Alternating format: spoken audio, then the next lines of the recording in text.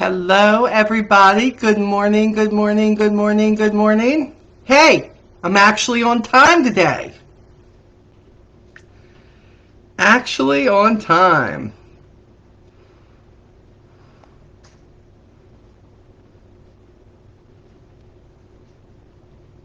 Just sharing this around. Give me a minute. Gimme.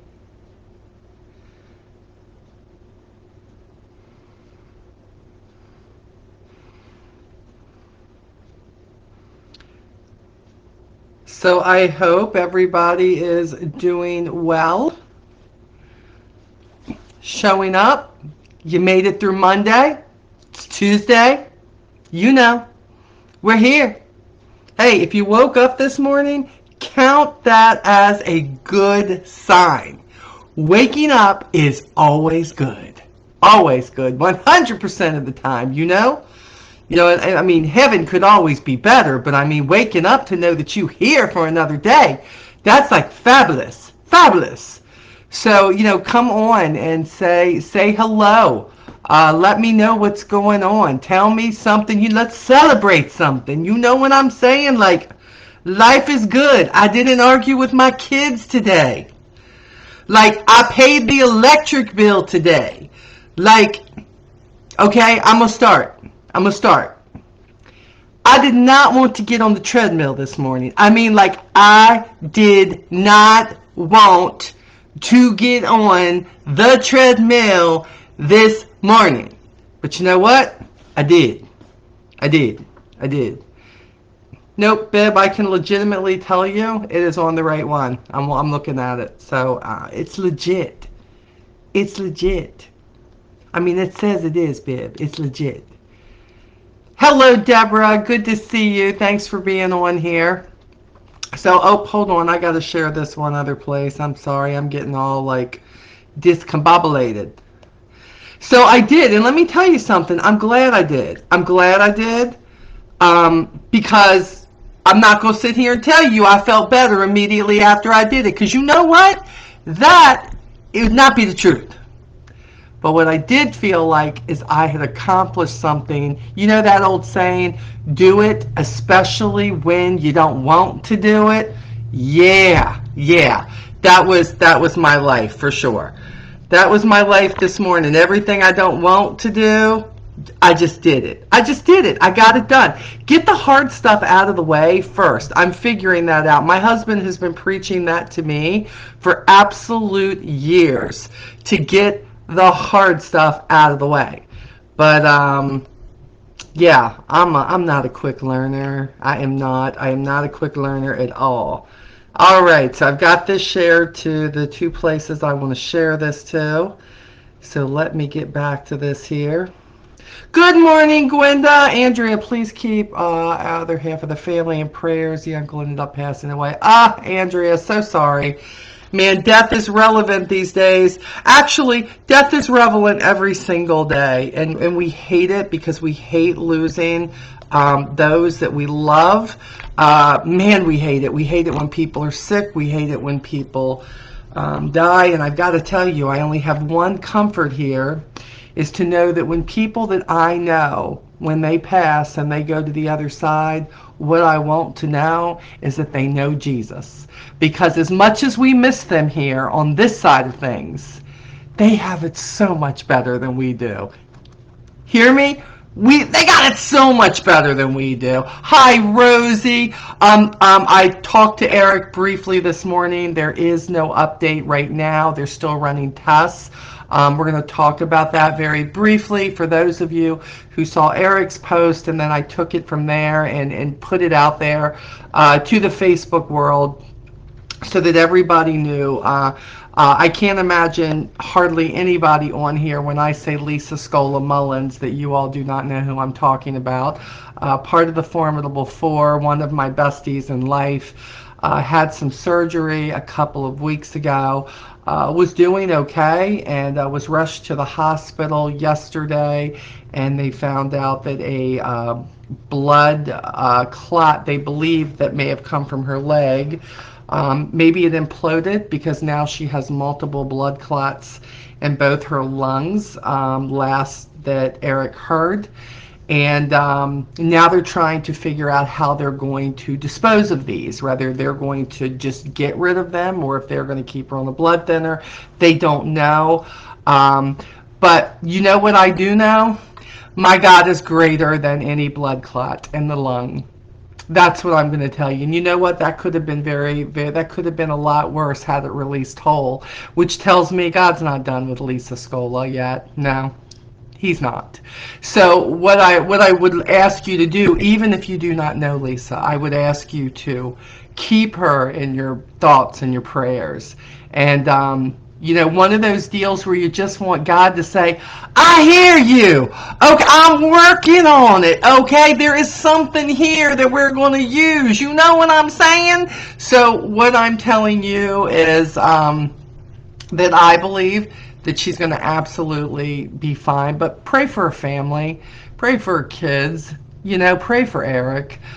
Nobody likes to see their loved ones in the midst of something that is just so trying and so scary, and you want to be brave and you want to go, here, God, just take it, but you can't help it because you just love them so much, and when you're used to somebody being up and at 'em, and believe me, I know firsthand, that's who Scola is. Scola, the person who she up and she go. This girl took care of me in Puerto Rico on a trip that we earned, okay?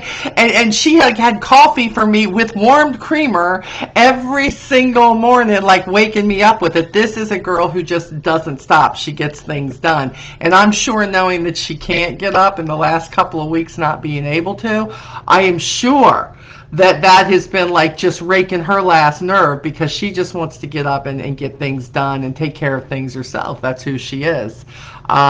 So good morning, Roger. Yeah, Deborah, thank you so much. Carol, yes, definitely praying for her. Good morning, Janetta. Yeah, so that's what I know, which isn't much from the post, but what we know is she's doing okay this morning. They are asking that, please don't call. I know you're worried about her, but just don't. Eric is going to keep us up to date with what's going on, and I am sure that Scola is feeling your love and your prayers. And you know what? Pray for peace. Pray for the doctors, but pray for peace. Calm, not stressful. Let her feel, God, that everything is going to be okay. So please keep her in your prayers.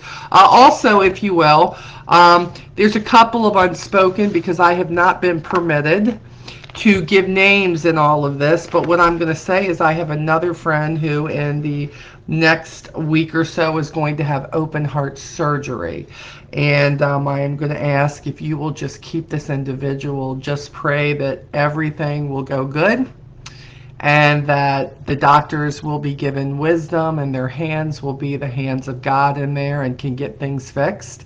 The other thing I would pray is I have somebody who is a family member of somebody that I know very dearly, a cousin, who recently had a new heart put in. Can you imagine?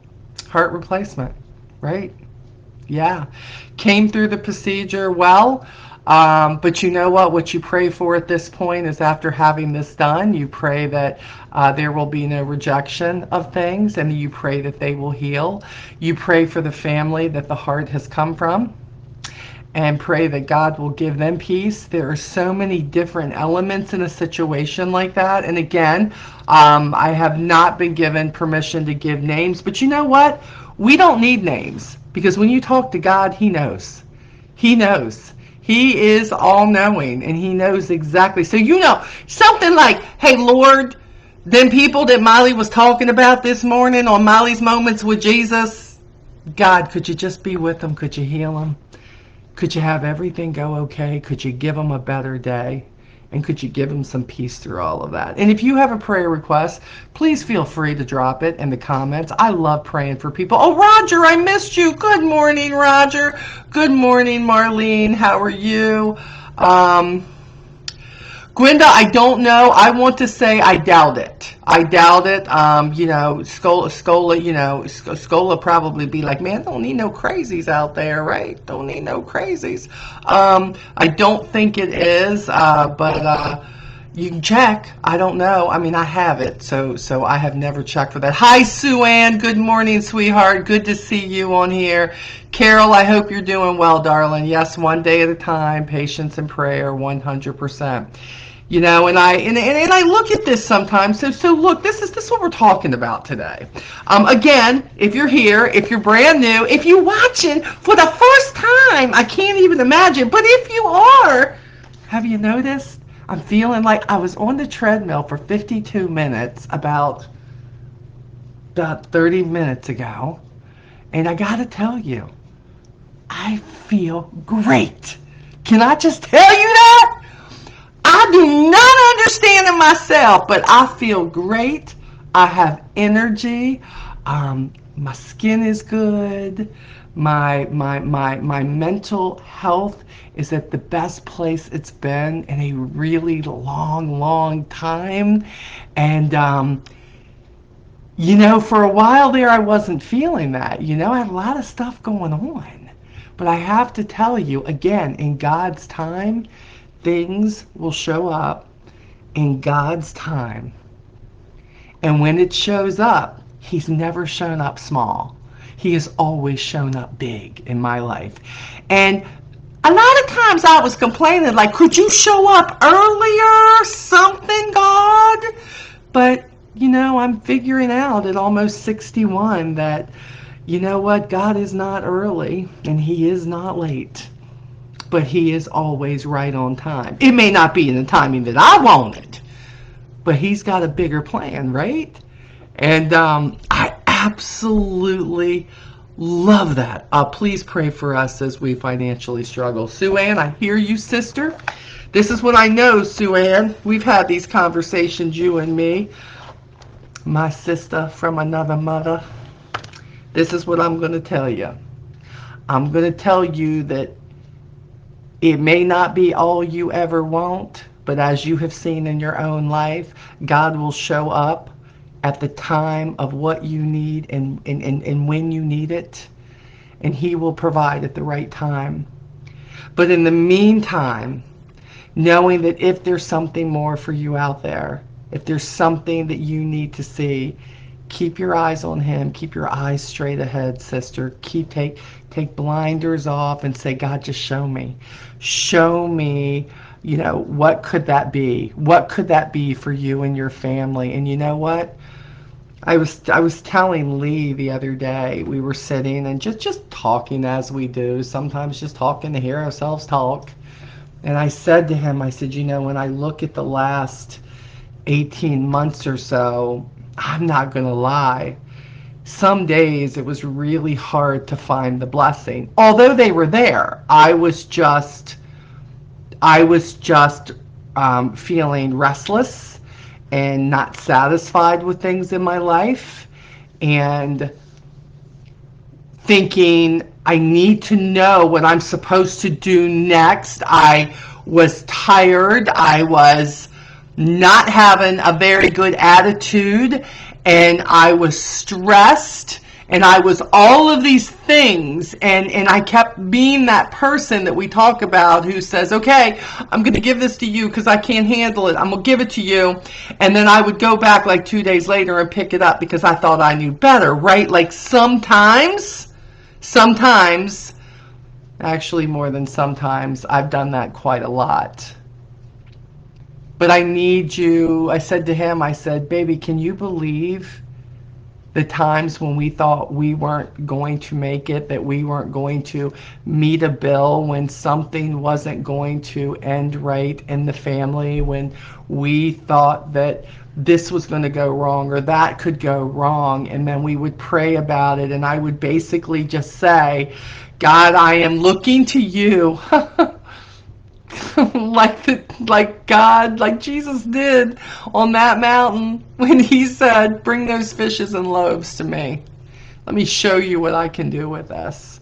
So now when things are kind of bad, I'm kind of like Fishes and loaves, fishes and loaves. Okay, God, I don't know how you're going to provide this month, but can I just say, God, I am here for it, even if it means I have to work harder, even if it means I have to do something different, even if it means, God, you open the door, and I'm going to tell you, you open that door. See, I don't believe in kicking the doors in. I don't think you have to.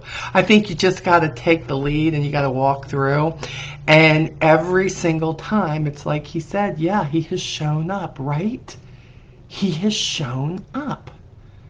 And I need you to know that's what he does. Now, let's be honest. Sometimes you know how you want him to show up. Hi, Michelle. Good to see you. I just saw your name pop up. Hi, Kim. Oh, wow. Look at that. I got two Michelles. Look at that. Michelle. Hello, Michelle. There we go. Got two of them. Sometimes God doesn't exactly show up the way I think he's going to show up. Sometimes I think he's going to just fix something. And if he fixes it, and if I can go back to how something was, that would be really awesome. But sometimes, well, all the time, God sees a lot of things that I can't see. And this is where you have to have faith. You have to have faith that if there's suffering going on, my goodness, you got to know that even when the suffering is hard, even when it's painful, even when it's uncomfortable, even when you hate what you're going through, you have to know that he's going to take it and use it, and there's going to be a bigger plan. Hi, Rosie. How are you, friend? Rosie, can I tell you just thank you for how supportive you have been, especially over the last 6 to 8 months in my life. Sometimes your comments underneath my posts show up. God is using you in just the right way, that when I think that all of the breath is knocked out of me, you come forth with a comment, and I find an oxygen mask that was right there that I didn't know about. So you may think that you don't make much of a difference with maybe something you comment that could be so small, but I'm here to tell you, it's a difference. And some days it's been a huge difference. So thank you for that. Thank you. Hi, Leslie, I see you. Hi, Nita, I see you. Yep, fishes and loaves, girlfriend. That's exactly right. He's going to provide. And sometimes when he provides, do you remember when he says, gather up all of what's left over? 5,000 men. You know there were women and children, fishes and loaves, right? And then he says, gather up the remainder because we don't want to waste it. Sometimes he gives you exactly what you need. Other times, he leaves you a little bit more, right? Other times you're like, well, look at this. I'm glad I waited on him. Thank you. I'm glad I was looking for the answer. So yeah. So this is good. So where have we been? Again, if this is your first time, I have been reading from my Liza book. We went through one last year, finished it up, I think, in January of this year. This one is called Seeing Beautiful Again. And boy, the stories that she tells and in this book, because these are all personal experiences, and I have to tell you, I can't think of one that just hasn't touched me to the brim of what's going on. Thank you to everyone for the prayers. Everything turned out fine. God is good all the time. Yes, Michelle, he is. And I'm going to tell you, sometimes I have found it hard to just say that and to believe it, because maybe in the moment of things that happen in life, sometimes it doesn't feel that way in the moment. I have to be honest. But if I just take a breath and I exhale, God is going to show up and show us where he has used something. So man, I am so glad that things are working out for you 100%. Don't forget to say hi when you jump on. We're going to start. This is chapter 14, and this chapter is called Saved by Suffering. Suffering. I don't know about you, but I don't like no suffering. Okay, I don't like it. I don't like it when I'm in pain. I don't like it if I stub my toe. I don't like it. I had this surgery, and I mean, I've had lots of surgeries, but that last one was a booger. I always tell people the doctors harpooned me in my side, I believe. I have the scar to show it, where they went in and removed that mass and part of my kidney. And I have to tell you that, I don't like suffering. And I remember trying to get better from that, thinking, this is never going to be the same again. I'm never going to be able to do that. And then when I broke my arm, almost 2 years, boy, I got to tell you, and I got to tell you, is my arm 100% back to what it was? It's not. But I have to tell you, I am so thankful to know that I still have the use of both of my arms, and that, Lee has shown me that if I keep, hi Melba, good to see you. Lee has told me, baby, you got to keep working that arm. You just keep, you're going to get more of, you're going to get more motion back. You've just got to keep working at it. It's like everything. Molly, why isn't my business good? Molly, why isn't my marriage good? Molly, why is my relationship sucking so bad with my kids? Why can't people in my family get along? Because it takes work. It takes work, and it has to be important enough to you to work at it. If you really want something different, then you've got to be willing to work at it. And if it involves two people have got to be willing to work at it 100%. So I believe that sometimes suffering is used in the best way. And when you hear this story, I believe that you're going to understand. So let's jump into it, okay?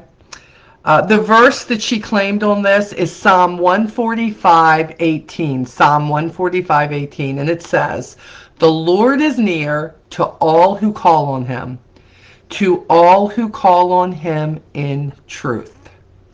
The Lord is near to all who call on him, to all who call on him in truth. And this is her story.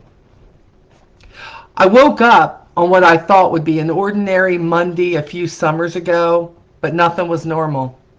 I felt as if knives were mercilessly, I cannot say that word, and I have been struggling for 2 days as I read it again.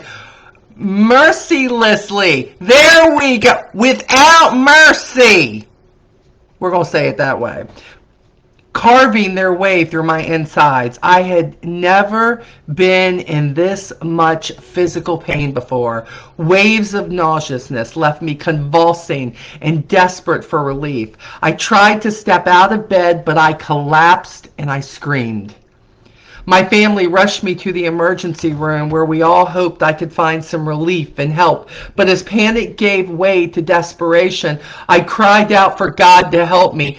Take the pain away. Please, dear God, take this pain away. But he didn't. Not that moment, not the next, not even the next day. His silence stunned me. My trust in him in those moments started to feel a little shaky. I kept picturing him standing beside my bed, seeing my anguish, watching my body writhing in pain, hearing my cries, but making the choice to do nothing. And I couldn't reconcile that. How could God do that? How could he say, I'm his daughter whom he deeply loves, but let me lie there in excruciating pain? These are the thoughts and questions that tumbled around my brain during a time of such pain and distress. I think we all have asked questions like these. Where are you, God? Do you even see me? God, do you care? After 5 of the longest and most excruciating days of my life, a new doctor came into my hospital room. He ran one last test, and finally, we had some answers. The right side of my colon had torn away from the abdominal wall and twisted around the left side. The blood flow was completely cut off. My colon had distended from the normal 4 centimeters in diameter to more than 14 centimeters. It had been in danger of rupturing when it was around 10 centimeters, at which point I would have felt relief from the intense pain. And it's at that exact time when many others suffering with this medical situation feel that relief and go to sleep. Their bodies turn septic and they die. The surgeon explained that he needed to rush me into emergency surgery and he'd be removing most of my colon. He was hoping to save enough that my body would eventually function properly again, but he wasn't sure. He wasn't even sure I'd make it through surgery. And with that daunting news, I hugged my family, prayed with my pastor, and I was wheeled into the surgical unit. Thankfully, the surgery went well. And weeks later, while I was home recovering, the surgeon called me. He'd gotten the report back from the mass that was removed, and there was no further treatment needed. However, there was an alarming part of the report he couldn't reconcile. He said, "Liza, I don't really like how people throw around the term miracle, but honestly, it's the only word I know to use in your case. The cells in your colon were already in a state of autolysis. This is where your brain has signaled your body to start the process of decomposition. It's what happens when you die. Liza, you can't get any closer to death than that. How you survive this, I can't explain." I hung up the phone, stunned. And I suddenly thought of those days before the surgery when I was begging God to take away the pain. I had questioned God because of the pain. I had wondered how God could let me be in so much pain. And I had cried because I thought God somehow didn't care about my pain. But in the end, God used the pain to save my life. The pain was what kept me in the hospital. The pain was what kept me demanding the doctors run more tests. The pain was what made me allow a surgeon to cut my belly wide open. The pain was what helped save me. Had God taken away the pain, I would have gone home, my colon would have ruptured, my body would have turned septic, and I would have died. I now have a completely different picture of God standing beside my hospital bed while I was hurting and begging him to help me. He wasn't ignoring me. No, I believe it took every bit of holy restraint within him to not step in and remove my pain. He loved me too much to do the very thing I was begging him to do. He knew things I didn't know. He saw a bigger picture I couldn't see. His mercy was too great. His love was too deep. Indeed, he is a good, good Father. He was not far off like I'd imagined as I lay writhing in pain. He was near. He was so very near. Just like Psalm 145:18 tells us, the Lord is near to all who call on him, to all who call on him in truth. He was loving me through the pain. It was necessary pain, life-saving pain. I can see now with new eyes. It's given me a whole new outlook on times when God seemed silent. God's silence was part of the rescue. And I pray that you would find rescue in even the excruciating moments when God feels silent. When you want to pull away, I pray today you have the courage to press in, and because you have a new perspective of God, in the midst of your pain. The prayer today is, God, you know the heartache and pain I'm facing. Help me trust and believe you are not far off, but are very close, holding me, comforting me, and not leaving me by myself to figure it all out. I know you are good and you work all things together for my good, even my suffering.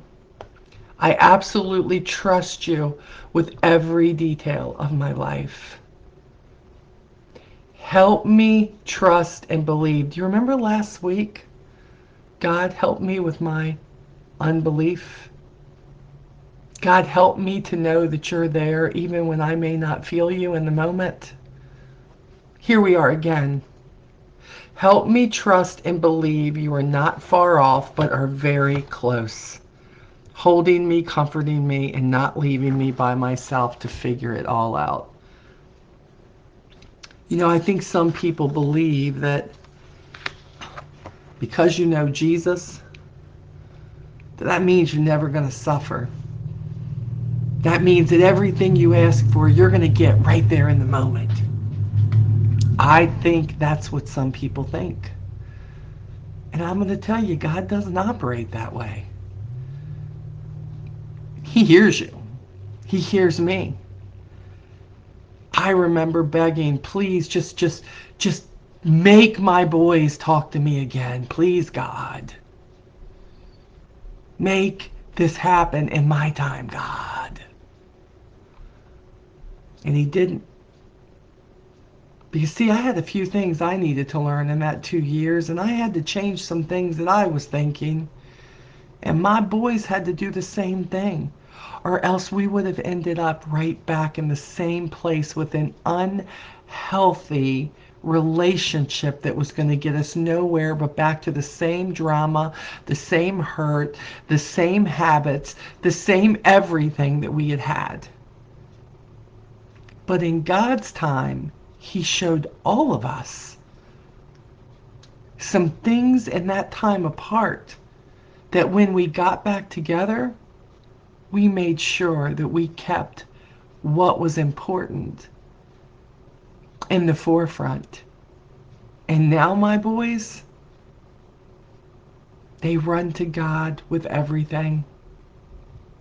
Here I thought I was the bad mom, and I was, because for all those years that I was angry with God, I didn't really instill a lot about God in my boys. And I just prayed that that wouldn't come back to bite me. I told them about God. I told them about how to get to heaven. But I didn't really establish a firm base for them to get to know God. So when God and I became reacquainted, they became acquainted, I think, for the first time. And hearing them bring things to Lee and I, things that they have found, things that they heard, things that they've read, things they've had to say to their friends, and I am in awe that I didn't have to worry about it, because when God takes over, he takes over fully in his time. And that's huge. That's huge. So if you got something that's going on, financial, business, relationship, you're doubting yourself, you need some things that you just need direction, keep asking. But quit thinking just because you ask it's going to happen right now. Keep walking through the mud and the muck. Keep moving forward, onward, no matter what. Keep telling God that you trust him. But at those moments where you aren't sure, ask him, God, please help me with my unbelief, because right now in this moment, I'm not feeling you, God. I'm not feeling your presence and I need to feel it. It's okay to ask. Matter of fact, he wants you to ask. And somewhere in all of it, maybe not at that moment, what felt like he wasn't there is going to show itself eventually that he was always there. Through the suffering, through the sickness, through the pain. Look, I don't know how he's going to use this thing with Scola, but this is what I know. He's going to use it. He's going to use it. She's going to have such a story to tell. And we're probably going to be the ones who benefit from it.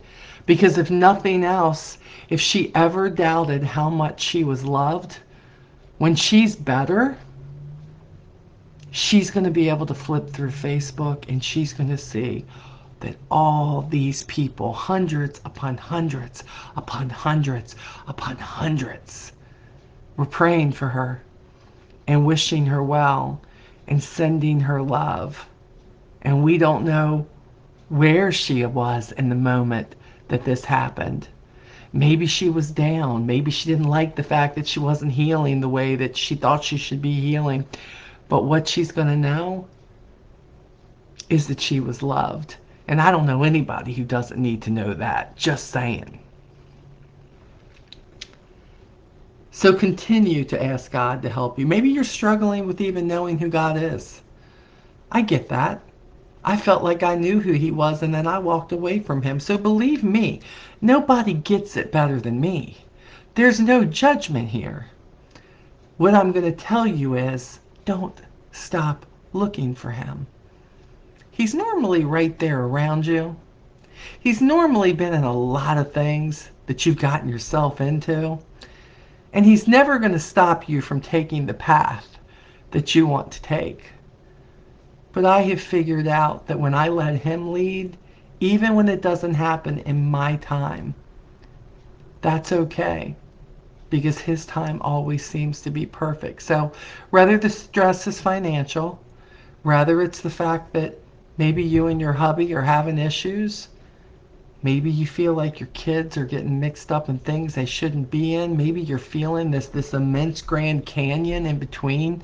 Something that you were so daggone, like you felt like you and your kids was always going to be like this, right? And then sometimes something happens and that's what happens. It doesn't mean it can't be better than it was. Ask God to direct you.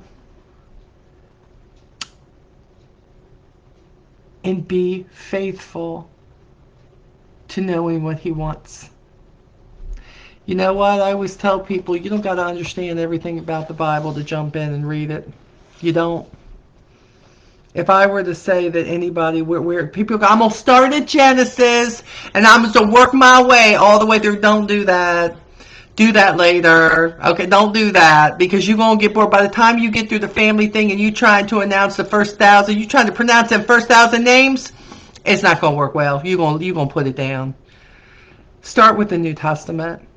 Start with the 4 Gospels. Start with Matthew, Mark, Luke, and John. And the first thing you need to learn about is what Jesus did for you. Watch his miracles. Watch what he did for others and watch how people were changed by a touch. People were changed by a prayer. And we all should be changed by what he did for us on the cross. And if you need any help with that, you feel free to reach out. I am always here to pray with you, to pray for you, and to help you find your unbelief that your life is going to be okay. May not be everything you thought it was going to be, but he's got you if you let him. Have a wonderful rest of your week. Get on the treadmill. Go out there and take a walk in the sunshine. If you're having tornadoes, don't go out and walk. I did not say that. Don't do that.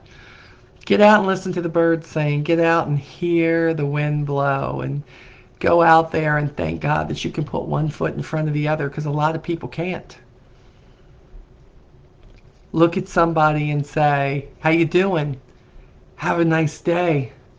Because you never know what you need. Hey, Eric is on here. Mrs. Scola Mullins is listening and would like to say thank you to everyone for your well wishes and prayers. God sent, where'd he go? Where'd he go? God sent some amazing doctors our way. Praise God for his goodness. I don't know what I would do without the love of my life, but God is blessing her and is blessing me as a failure in almost every aspect. I am truly, man, everybody quit commenting. Hold on, I can't read it. Grateful for the time God has given me. Thanks again. Love you.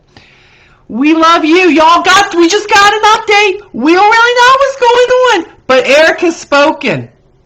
My biggest pain in my tushy in life, besides my husband, Eric Mullins, has spoken. You know what? She's going to be okay. She's going to be okay. Thank you, Mr. Mullins. You just made my day, because I was going to bug the crap out of you by text. So, love you guys. Have a great rest of your day. Keep praying for Scola. I know she's Scola Mullins, but she'll always be my Scola. That's just how it is. But I don't get her without Eric. Let's be honest. Eric he's one of those package deals. I get him too. So yeah, love you guys. Let's just keep praying. And before you know it, our girl's going to be home, getting better, getting out there selling them houses again. And Eric going to get out there running his business again. And we all going to be good. All right? Have a great rest of your week. And you hold on. Have some faith.